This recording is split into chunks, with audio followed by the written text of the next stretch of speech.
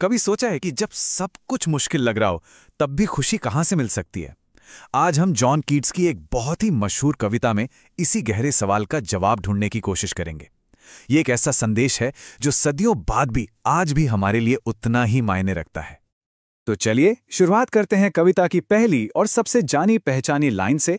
A thing of beauty is a joy forever, यानी सुंदरता की कोई भी चीज हमेशा के लिए खुशी का एक जरिया है। ये सिर्फ एक लाइन नहीं है, ये एक तरह का वादा है। लेकिन सोचने वाली बात यह है कि क्या सच में कोई भी चीज हमेशा के लिए खुशी दे सकती है?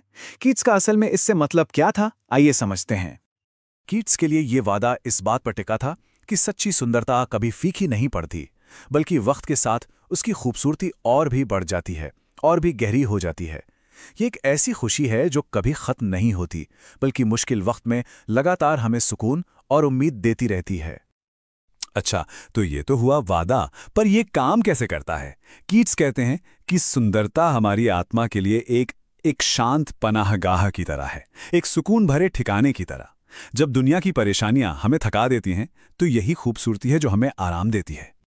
और हाँ, एक बात साफ कर दें, कीट्स ने ये कविता किसी सपनों की दुनिया में बैठकर नहीं लिखी थी। वो जिंदगी की मुश्किलों को, उसके दर्द को बहुत अच्छी तरह से समझते थे। तो आइए पहले उन अंधेरी ताकतों पर एक नजर डालें जिनकी बात कीट्स करते हैं। जरा कीट्स के इन शब्दों पर गौर कीजिए। वो कहते हैं, निराशा के बावजूद और अच्छे महान लोगों की भारी कमी के बावजूद। इन शब्दों से साफ पता चलता है कि वो दुनिया में फैली उदासी और अच्छाई की कमी को देख पा रहे थे। तो आखिर वो कौन सी चुनौतियां हैं जो हमारे मन पर बोझ डालती हैं?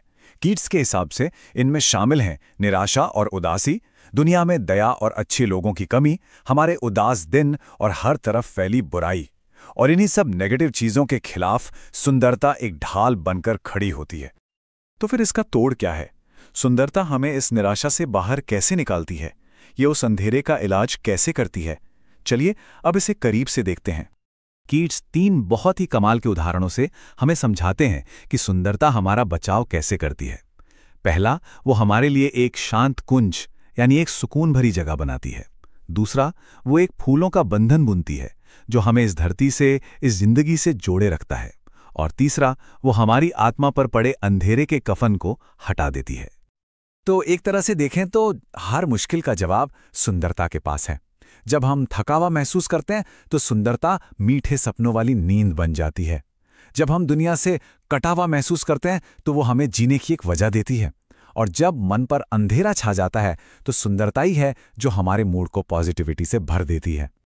ठीक है, ये सब सुनने में तो बहुत अच्छा लगता है, पर सवाल ये है कि आखिर ये सुंदरता मिलती कहाँ है? अच्छी बात यह है कि कीट्स हमें कुछ बहुत ही सीधे साधे उदाहरण भी देते हैं जिससे ये सारी बातें और साफ हो जाती हैं। कीट्स के लिए खूबसूरती का सबसे बड़ा खजाना तो कुदरत में है। सोचिए जरा, सूरज और चांद, ठंडी छांव देते पेड़, चाहे वो नए हों या पुराने, हरे भरे खेतों में खिले डैफोडिल्स, साफ पानी की नदियां और जंगलों की हरियाली। ये सब कितनी आम सी लगने वाली चीजें हैं, पर इनमें कितनी गहरी सुंदरता छिपी है। लेकिन बात यहीं खत्म नहीं होती।